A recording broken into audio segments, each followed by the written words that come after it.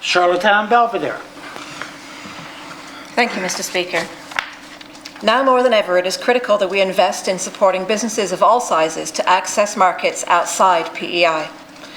We often think of exporting as being something that only big business does to far-reaching markets, but some of our most successful exporting companies started small and have developed a lucrative and sustainable market through export. The craft beer industry is a great example of this growth. Additionally, many micro-businesses, that's businesses with 3 employees or less, don't even show up in our provincial statistics on exporting, as their off-island direct-to-customer sales don't get counted. So things like jewellery, custom designs, artwork and craft. So how can we increase the number of small businesses exporting and do that quickly?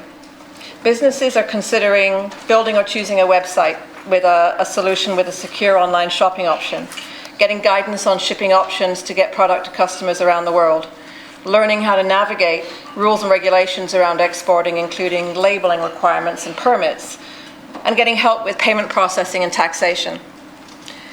The good news is that there are already existing resources and expertise available on all of these from both government and non-profit organisations, as well as from the successfully exporting businesses themselves, who have so much to share from their own experiences, whether they're good or bad.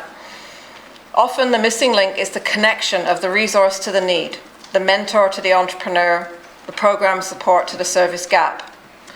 This does not require an expensive or complicated new government program.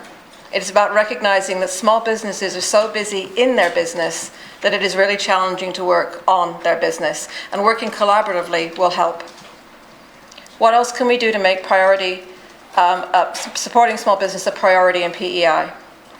We can recognise that access to childcare is essential to businesses being able to function with all employees, including business owners.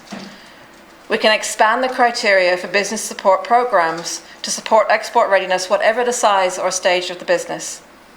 We can invest in business mentoring programs through our community partners who can leverage their community members to help others. And we can think creatively about how to address some of the regulatory barriers that prevent export, including the prohibition of shipping alcohol direct to customers and the huge challenges for food producers who need to meet federal regulatory requirements and are not able to do so. In this time of crisis and change, it is relatively easy to address some of the direct challenges big businesses and sectors are facing, though expensive.